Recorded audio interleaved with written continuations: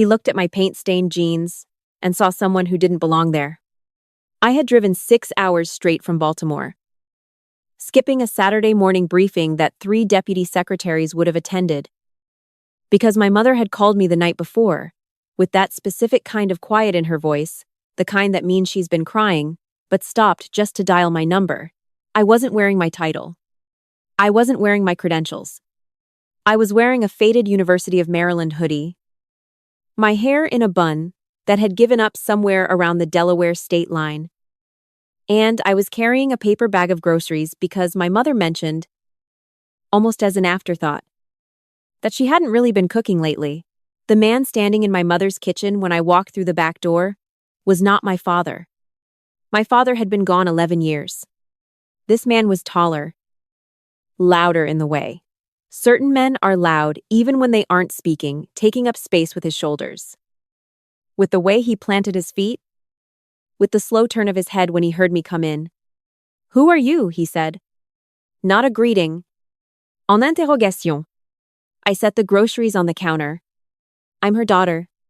He looked me over the way a customs officer looks at someone he's already decided to detain. "Claire didn't mention you were coming?" "Claire." He called my mother Claire. My mother, who had introduced herself as Clary to every person she'd ever met for 61 years, who signed birthday cards mom in looping cursive, who kept a photo of me at my college graduation on the refrigerator, next to a magnet from Gatlinburg, Tennessee. "I don't announce myself to my mother's house," I said. Something shifted in his face. Not anger yet? Something closer to amusement, the kind that's really contempt wearing a polite expression. My mother appeared in the doorway from the hallway, and the relief on her face when she saw me made my chest tighten. She hugged me longer than usual. I felt her exhale. "This is Richard," she said. When she pulled back, "We've been seeing each other about 5 months now." Richard extended his hand. His handshake was the kind that's trying to tell you something. "Richard Holt," he said. "Retired. I put in 30 years. I nodded. I didn't ask which branch. I didn't offer anything in return. He noticed.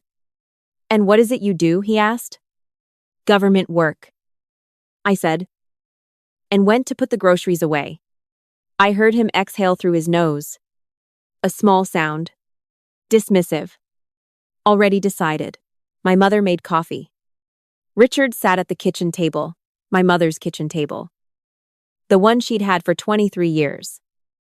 The one where I had done homework and cried over a boy in 9th grade and learned how to make her biscuit recipe, and he sat at the head of it. The chair my father used to sit in. He sat in it like it had always been his. I didn't say anything about that. I was observing. I do that. It's not passivity. It's information gathering. Over the next hour, I learned the following things about Richard Holt. He had strong opinions about how the dishwasher should be loaded, which he shared without being asked. He used the word "actually" a lot. Always positioned just before a correction. He had served as a lieutenant colonel in the Army, which he mentioned 3 times in 60 minutes. He poured himself a drink at 11:45 in the morning without offering one to either of us or acknowledging what he was doing. And when my mother tried to tell me about her garden, he interrupted her twice. Not rudely enough to be obvious, just enough to redirect the conversation back to himself. I watched my mother each time it happened. I watched the way her sentence would trail off, the way she'd look down at her coffee cup, the small adjustment in her posture, a slight inward fold, like she was making herself a little smaller so there would be enough room for him. I recognized that posture. I'd seen it in other contexts. Other rooms? I knew what it meant. After lunch, which I made, because my mother had moved to stand at the kitchen counter at an angle that suggested she was uncertain whether she was allowed to sit, Richard leaned back in his chair and looked at me the way someone looks at a problem they've decided not to take seriously. "So, government work," he said. "What does that mean exactly? Administrative stuff? Office? Something like that?" I said. He smiled. "Your mother said you're in D. C. I know a lot of people in D. C. What agency? I'm not really at liberty to get into specifics at the dinner table. I said pleasantly. He didn't like that. I held a top secret clearance for 19 years. I think I can handle an agency name. I'm sure you can. I said. More coffee. My mother looked between us. She had the expression of someone who has learned to read weather patterns and didn't like what the sky was doing. That evening, my mother and I managed 20 minutes alone in the backyard, while Richard was on a phone call inside. She deadheaded her roses without really looking at what she was doing. And I stood next to her and waited. Because I had learned a long time ago that my mother talks when she's ready, and not before. He's very sure of himself. She finally said, I noticed. He's not always like this. When it's just us? He's crassed. She stopped. Pulled a dead bloom off. He's different. Different how she was quiet for a moment. He's been talking about moving in. He says the house is too big for one person. He says it dull when sounds financially for us to be maintaining 2 properties. She paused again. He sold his condo 3 months ago. I kept my voice very even. Where has he been living? She didn't answer. Which was its own answer. I looked at the back of my mother's house. The house my parents bought in 1987. The house that was in my mother's name. Had always been in my mother's name. And had a mortgage that my mother had finished paying off 6 years ago, with money she'd saved from 30 years of teaching 4th grade. Mom? I said carefully. I know. She said. Very quietly. We went back inside. Richard was off his phone call and standing in the kitchen. And he had apparently decided to reorganize my mother's spice cabinet because he had taken everything out and set it on the counter and was now explaining to the empty room or possibly to us. Since we had just walked in, that alphabetical organization was the only logical system. She's had that cabinet organized by cuisine type for 20 years. I said. He looked at me. That doesn't actually make sense logistically. It made sense to her. Well? He smiled again. That smile? There are more efficient ways to do things. Sometimes people get used to a system just because it's familiar. Not because it's good. I thought about several things I could say. I chose none of them. I put the kettle on for tea. The next morning I woke up early and sat in the kitchen alone for an hour with my laptop and a legal pad. And I made some notes about some things. And then I called a person I know. And then I made some additional notes. When Richard came downstairs at 7:30, he seemed surprised I was already there. I think he had expected to have the kitchen to himself. Early riser, he said. Always have been, I said. He made himself breakfast without asking if my mother or I had eaten. He stood at the counter and ate it while checking his phone. He had the particular comfort of a man who was used to this kitchen and had decided it was his. At 9 o'clock, my mother came downstairs and made herself tea, and Richard, without looking up from his phone, said, You're out of half and half. I'll get some, my mother said immediately. Moving toward her keys, Mom, I said. Sit down. I'll go. Richard looked up then. She's fine. It's just a quick errand. She's a guest in her own house. I said, she should be able to drink her tea. The silence that followed that sentence was a specific kind of silence. Richard set his phone down. I don't think you understand the dynamic here, he said. His voice had a different quality now. Lower. More deliberate. Claire and I have a certain way of doing things. I understand fine, I said.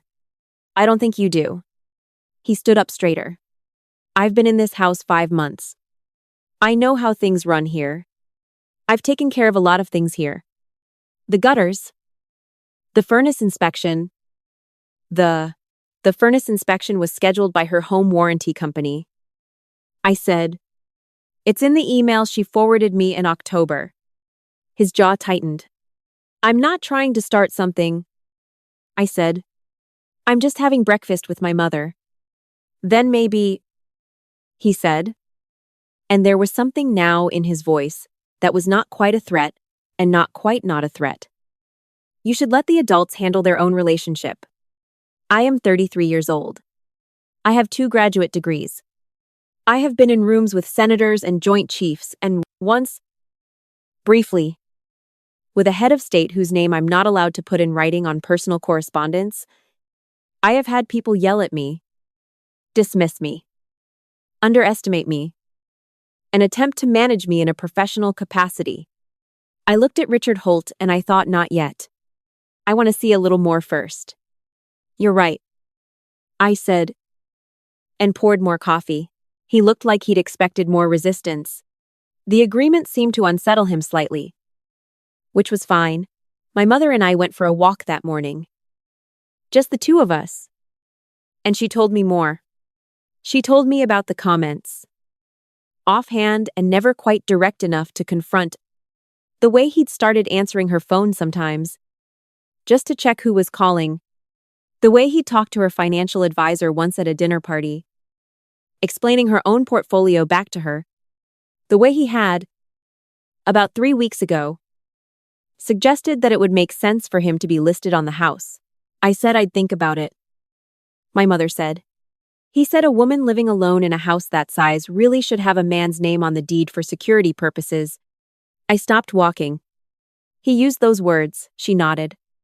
I started walking again. Okay, I said. I don't want to make a big thing of it. She said. He can be very, I know. I said. I've seen it. When we got back, Richard was on the back porch on a phone call. I could hear pieces of it. He was talking to someone about a property. I caught the word equity. And the phrase, once that's settled. I took out my legal pad. That afternoon, things escalated in a way that I should have anticipated but had chosen to let happen on its own timeline. Richard had invited someone over. I didn't know this until a man named Gary arrived at 2 o'clock, and Richard welcomed him in like it was Richard's house to welcome people into Plotter. They sat in my mother's living room, and Richard poured them both a drink from the bottle he'd brought. The one currently living on my mother's sideboard. My mother stood in the doorway of the living room with a slightly uncertain expression, and I stood behind her. And Gary glanced at us the way men in that mood sometimes glance at women in the room, acknowledging our existence and then setting it aside. Richard told Gary some kind of story that involved him using the phrase, ran that whole operation twice. And when I was the ranking officer once, Gary nodded a lot. I excused myself and went upstairs. 45 minutes later, I came back downstairs and Gary had left, and Richard was in the kitchen and my mother was nowhere that I could see. And Richard turned around when he heard me come in, and he had the particular energy of someone who had just been performing for an audience and was recalibrating for a different one. I need to talk to you, he said. Okay, I said. I leaned against the counter. I've been patient, he said. I've let you settle in. I've been respectful of the fact that you haven't been around much. I visit every 6 weeks. And I understand you have concerns. But I need you to understand something. He straightened up, rolled his shoulders back. Lieutenant-colonel Posture? I noted. A man who'd had people stand at attention for him once and hadn't entirely given that up. This is my home now. Claire and I have built something here. I have put time and money and effort into this house and this relationship, and I am not going to be second-guessed by he looked at me. The jeans, the hoodie, the practical ponytail. Someone who shows up twice a year and thinks she understands the situation? Every 6 weeks. I said again. Whatever. He pointed. Actually pointed. One finger leveled at me across my mother's kitchen. I give the orders in this house. I have 30 years of leadership experience, and I know how to run a household. And you, he stopped. My mother had appeared in the doorway. She had a look on her face that I couldn't entirely read. Part of it was fear. Part of it was something older and more tired than fear. Richard didn't look at her. He was looking at me. I was quiet for a moment. I am quiet a lot. People misread that. They think it means they're winning. Then I said, very calmly, Richard, I need you to take your finger out of my face. He didn't move it. I've been polite since I got here. I said, I've been patient. I've watched you sit at her table and pour yourself her liquor and talk over her in her own kitchen. And I've let it go because I wanted to understand what was happening here before I said anything. I paused. I understand now. You don't know anything about. I know that you sold your condo in August. I said, I know the proceeds were approximately $140,000 and that you've made no significant investment or property purchase since then. I know that this house was assessed last year at $620,000 and that my mother owns it free and clear. I know that you've had this conversation about the deed with her twice.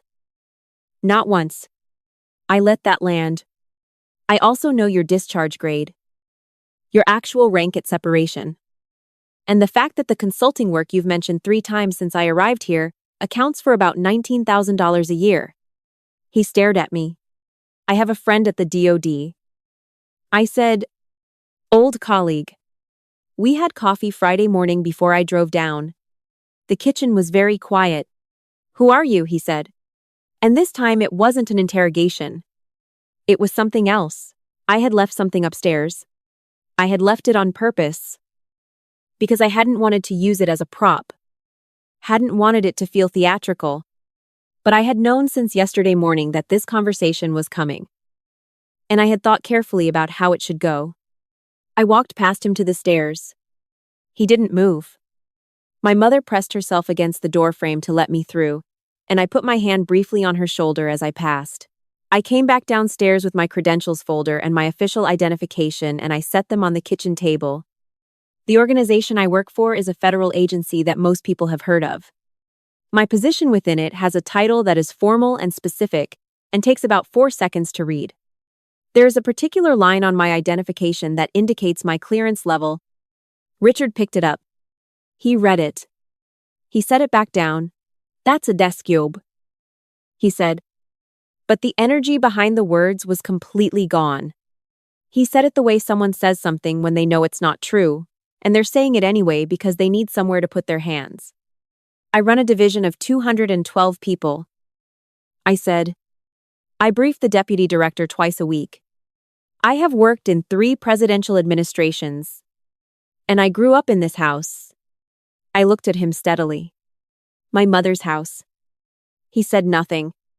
I'm not going to tell my mother who to see. I said, that's her choice, and I respect that. But I am going to tell you some things clearly. Because I think you've been having a different conversation with her than the one I'm willing to have with you. I picked up my legal pad. I had written 4 items on it that morning. Her name is not going on that deed. Not yours.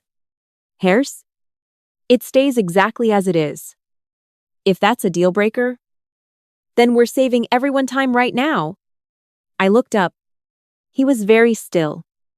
The account she has at First National that her mother left her is not a joint account, and it will not become one. If anyone contacts that bank on her behalf without her explicit written request, I will know about it. Because I have already spoken to her banker this morning and she is a personal friend. I paused. The truck is in her name. It will stay in her name. If it leaves this property under circumstances she hasn't clearly and voluntarily agreed to, I will not call the police. I will call someone who is significantly more inconvenient than the police. I set the pad down. And finally, you will not point at her. You will not point at me. You will not use the word orders in this house again. Richard Holt was a man who had spent 30 years being the one who spoke last in a room. He was not speaking. My mother was looking at me. She had tears running down her face and she didn't seem to notice them. I said to Richard, you should probably think about whether this is the situation you'd like to be in. I'm not asking you to leave today. That's my mother's call. But I am telling you that the version of this arrangement you had in your head is over. He left that evening. He packed a bag and left. And he said something to my mother on his way out that I didn't hear. And she stood in the front doorway and watched his car go. And then she closed the door and came into the living room and sat down next to me on the couch. We sat there for a while. I didn't know, she said eventually, how serious it had gotten. The way I was, she stopped. You don't have to explain it. I said. I kept thinking I was overreacting. She shook her head. He was always so certain. About everything. After a while, you start to wonder if he's right. And you're the one who doesn't understand. That's how it works. I said. That's the whole system. She leaned her head on my shoulder, the way she had when I was small. Except now I was taller than her and it was different and also not different at all. How did you know? She said. All those things. The bank. The condo. I pay attention. I said. And I called some people. She was quiet for a moment. You could have just told me who you were. What you do? Years ago. You knew? I said. You just didn't know the details. I'm your mother. I should know the details. You should. I said. I know. Outside. The November dark had come down completely. And the front porch light that had been on a timer since 1994 clicked on the same way it always had. The same warm yellow falling across the same front walk. And my mother's house was quiet and belonged entirely to her. She made dinner that night. Actually cooked. From scratch. The way she used to on Sundays when I was growing up. And we ate at her kitchen table in the chairs we had always sat in. And she told me about her garden, and I told her, more than I usually do, about my work. And she asked good questions. Because she always had. Before I left the next morning, she stood in the driveway and held my face in both hands the way she had since I was an infant. Come back soon, she said. 3 weeks. I said. She nodded. She believed me. Because I don't say things I don't mean. I drove back up the highway with the windows down despite the cold. And somewhere past Annapolis, I thought about Richard Holt and the way he had stood in that kitchen, so certain that he was the most important person in the room. Some people spend their whole lives being the loudest voice and never once consider that the quiet ones might have more to say. I had learned that lesson early. In rooms where I was the youngest, or the only woman, or both. In briefings where people looked past me to the man next to me. In situations where someone decided within 30 seconds of meeting me that they already knew what I was. You let them believe it. You gather your information. You wait for the moment that actually matters. And then you speak.